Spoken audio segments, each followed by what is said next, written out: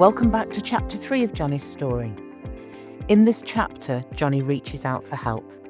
He talks to colleagues, the head, and he looks for support within the school in a desperate attempt to salvage the love he had had for his chosen career in the classroom. So I am painted as lazy, incompetent, and out of depth, which when you set that back against the context of somebody who is ambitious, who wants to grow, who wants to become a headmaster, and deep within my soul, I know that I am very capable, very competent. It was at counter odds to what I believed about myself. And you do start to question yourself. You question everything about yourself. And that's where probably the depression starts to come in, because you start going downhill. And every time you try to bring this up with head of department and eventually the head, and you're sort of rebuffed and told, sorry, I think you're the one who's in the wrong here, Jonny. I think you really need to get your feet on the ground, get your head out the clouds, stop thinking you're better than you really are, and listen to what this head of history is saying, because the only one who's in the wrong here is you. And anything to do with the way you've been spoken to can be resolved with you just performing, because you're clearly not. So to me, it was like, that's not true. That's not the case. And I remember I used to say things like, I used to say this, I'd say it verbally in my drive on the way to work. I'd say, I'm in the twilight zone. I'm surrounded by incompetence. I remember, have you ever seen the film, The Truman Show, where Jim Carrey's been filmed and he's put in scenarios and he's the only one who doesn't know he's being watched. I remember thinking, am I in some sort of, is this planned? Is this going on? And I spoke with Sharon about this a couple of weeks ago. I'm not religious. I don't believe in fate. I don't believe in anything like, I'm a very, well, just put it into perspective. Me and my partner went to go and see Richard Dawkins only a couple of weeks ago. He's a world famous atheist. I am there sort of really feeling like this is just bizarre. I'm in this bizarre scenario in which I'm unable to articulate how I feel and people aren't listening to me. And I'm pretty damn sure I'm right about this. And I'm made to feel inadequate and incompetent and no one's listening to me. And that really put me in a deep, deep, deep depression. Having articulated that, Jonny, having done that drive as I did, how has this become about me? Because you have to dig deep and go, I am intelligent. I was top of my class. I have always had great lesson objects. So you have to do all of that. But what you then said was, when you were driving, what I heard from that was, you were in this twilight zone where you thought this was only happening to you. Imagine in 2020, when I've met my friend Sarah Dunwood and we've both experienced similar things. And we start to realise, well, if it's happened to two of us, then I do know other people this has been done to. Why don't we set up a Facebook group? Can you now see why within a matter of months, we had thousands upon thousands of teachers joining that group, telling the same stories? Had this have been happening to you now, Jonny, can you see the power of that Facebook community? Because if one thing would have come out of it, you weren't unique. It wasn't just happening to you. And it's actually a really strong symptomatic behavioural trait of a toxic school. It was your isolation at that time that compounded the depression. And I think that's why people listening, really, if you are not a member of the Life After Teaching Facebook group, go and find it, because you have found a virtual staff room where you can go and talk about exactly the kind of thing that Jonny's been talking about. And people will say, yeah, I've been there too. I just want to come to something, because listening to you, Jonny, and Sharon, you've just hit on something. That isolation, when you think it's just you, and you get to a point of there was a point, Jonny, where you were talking and I thought, I bet there was a bit of him thought, you just need to be a good boy, Jonny. Put your head down. Just crack on with it and it'll all be fine. And that's the point where you then start gaslighting yourself into I'm the one who's out of kilter here, when actually you know in your heart that that's not the case. And that's so difficult to deal with, that then feeds into the mental health issues. And that's where I went. Yeah, I don't think I could put that better myself. Just to return back to what you were saying there, Sharon, about the group.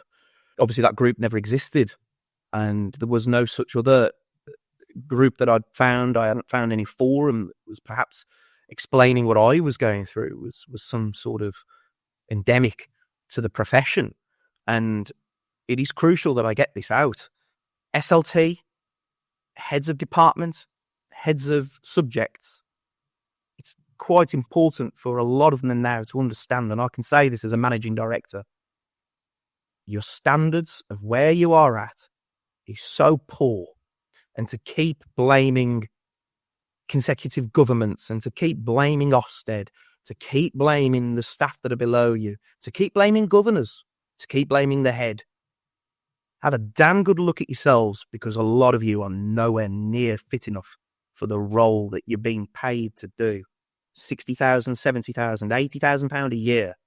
Your role is to motivate staff. You will not get the best out of your pupils if the staff are demotivated. If you're talking to your staff in a condescending manner, if you're parading around the academy in a high-vis jacket and walking around the school, looking into classrooms and walking in, you're doing a hell of a lot more damage than you're doing of any good. And there are things that are going on in teaching that need to stop, and they need to stop very, very quickly. And I know for certain if I had been a head teacher, none of this would have been going on in my school, because I just wouldn't have stood for it. The first thing I would have said to a head of history who was treating a member of staff like the way I was being treated is, explain to me why you're throwing books on tables. Why are you chuckling at staff? How are the pupils going to get anything out of this person's lessons? And of course, that just wasn't going on. It's interesting because you've brought to mind all of the head teachers that I have worked under over 25 years in teaching, and 2 or 3 were standout, exceptional, exactly what you've talked about in the positive, the dealing with things objectively but appropriately and nipping things in the bud. And I think I've talked on a previous podcast about supporting publicly but giving the rollicking privately if it was needed. And my experience in the kind of the second half of my career was an increasing number, and I, again, generalizing, but from experience, an increasing number of people who I refer to as tortoises on fence posts. No idea how they got there. They shouldn't be there. They serve no purpose there. They're pointless. And that doesn't deny the fact that there's lots of great leaders out there, but there seemed to be an increase in the number of people who've managed to get to somewhere they shouldn't be at the point in time where they've got there. And that fundamentally is part of what's gone wrong with what's going on in schools. 100%. And I know that in the second part of this podcast, we are going to talk about the kind of leaders we've become outside of education. But if you've got the right leadership at the helm of a school, that head of history would never, A, probably have been appointed, B, felt he could have slammed that book on the table, because if he'd have slammed that book on the table, he'd have known he'd have been in for it. And if you've got your leadership styles, it starts at the top and it runs throughout. He would have been encouraged. He would. If there is a member of staff behaving toxically towards you, the chances are they are sat within something that is a bigger problem when it comes to culture. The culture of the school allows that kind of behaviour and, in fact, encourages, enables, and very often rewards that kind of behaviour. Yes, that is so true. And I knew that there were other things going on at the academy. A good example of this, and there was a member of the IT department, wasn't the head of IT, but he obviously comes under what would be called support staff. And he left the school, and he did something that I would never do. And I don't agree with his actions. That on the day that he left, I'm not joking, it was unbelievable what he did. He sent an email to the entire staff body that went through the day after he left. And he started to make these comparisons between some of it, I'm not going to lie, some of it was a little bit odd. But the general gist of what he was saying is support staff in the school aren't being treated correctly. The TAs, the cleaners, what do you call it? The gentleman who would be moving things around the school. Caretaker, couldn't get the word. And the IT department were treated in a way that was condescending and wasn't correct. And it was a bombshell. It was a real bombshell moment. And I remember a lot, because you could like emails on this, I think it was Outlook or something, you could like emails. And I remember thinking, keep out of it, Johnny, it's not for you. But there was a number of staff who liked what he wrote. And I remember thinking, man, this school is really fractious now, and the head has lost control and he's out of his depth. And he's going to be lucky, because the school did get out of special measures. It went into good. And I do need to caveat what I've just said.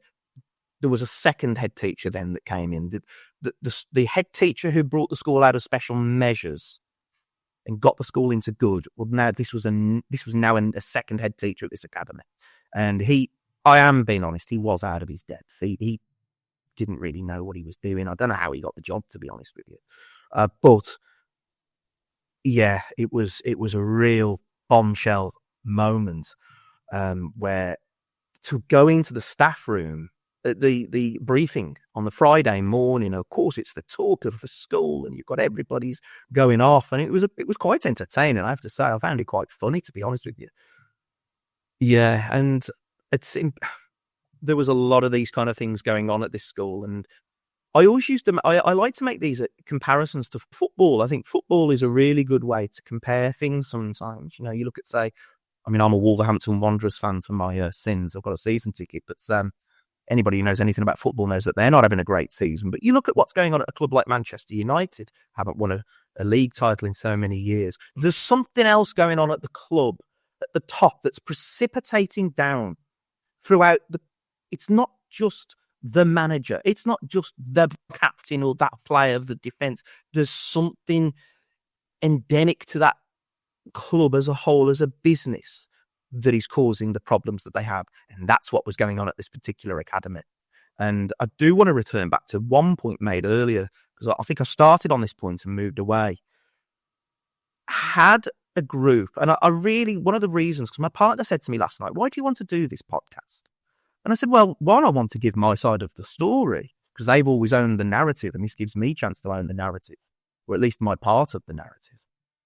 But also, I know that there are things I went through, and probably two things that I went through that I haven't even brought up yet, that other people will be able to listen to and go, wow, it isn't just me. It isn't just me who's got these problems. It's not just me who's going through this. And I think that is the power of that group, is if other people can express what they're going through, there can be a lot of good to come out of that.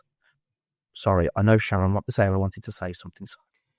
No, it's fine. But again, I want to cycle back, because somebody very wise, when I first started teaching, who sadly is no longer with us, said to me, you keep certain people in a school on side, you treat them well.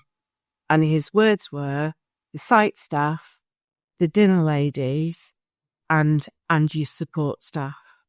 You keep them close and you look after them and you treat them on a you put them on a pedestal. They're better than you, because without all of those people, your school doesn't run. And that was said to me when I was 21. And I lived and breathed that when I was at school. Everybody was as important as the top dog in the school. And I think that's a real measure of a school, is if your support staff aren't treated well and you can feel that, then that's where the rotten apple is. There's something going on in that school that is not right, because your support staff are not being treated right. Yeah, I totally agree. And it was said to me, a very similar thing was said to me in my, let's call it teacher training year, the school direct year. As you go through your career, say hello, say thank you to the cleaners.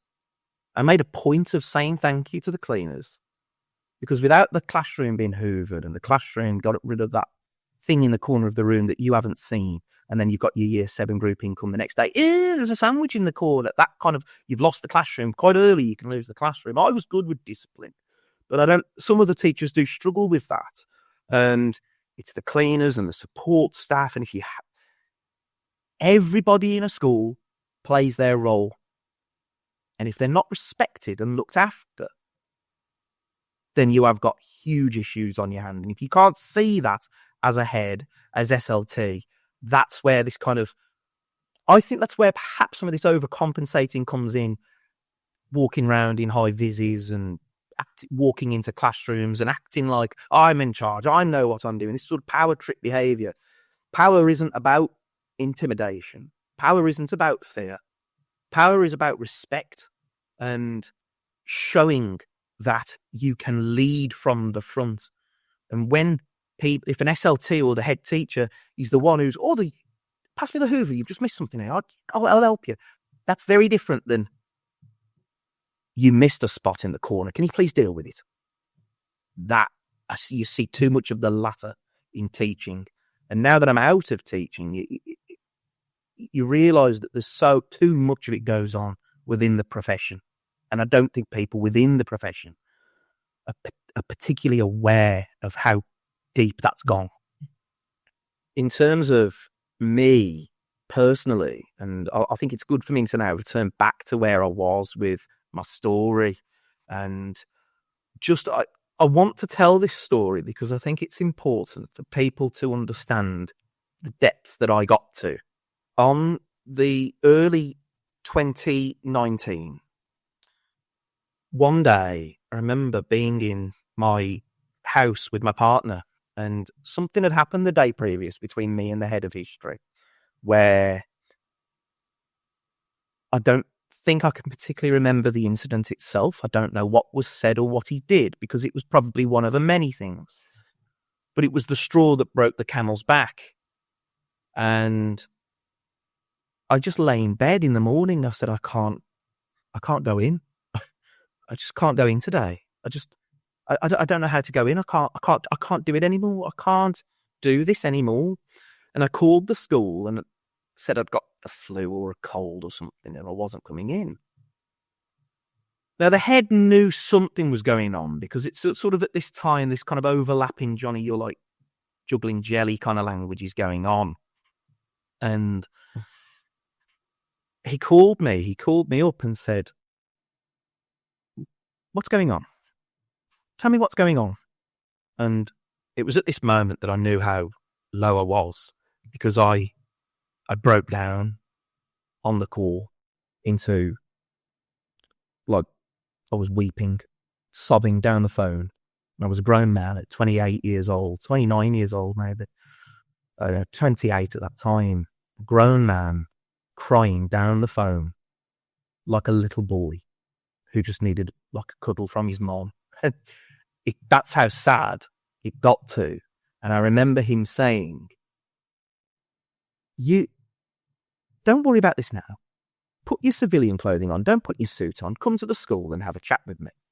And I remember my partner and I, we've got slightly different event. The way we both remember it is maybe slightly different, but the way I remember it is thinking somewhat some good could come of this. It's not great that I've just broke down on the phone. I was a little bit embarrassed, to cry on the phone as a man to another man. I think that there was a sense of like shame in that. But to drive to the school, I remember driving and feeling something's going to come of this. This is something, you can't be human to listen to another man cry on the phone and not have some result out of this. And I sat there in the head's office and he said, "Tell me what's going on." And I said, "Well, he claps in my face and he throws my books down and he speaks to me like I'm stupid, I'm undermined, he deletes my work and I'm made to feel like I'm inadequate, incompetent, I'm ambitious and I'm being held back." And I told him all of these things. I remember thinking, this is good. This is because you're getting your side of the story to the head and perhaps he hasn't heard it this way. And then he just looked at me and went, "Jonny, you're not giving me anything that I can deal with. Nothing you've just given me, I can do anything about." Thank you for listening to Jonny's story so far. And I'm sure, like myself and Sarah, you found it utterly captivating. You'll find the next chapter available to you straight after this episode, and we hope to see you on the other side.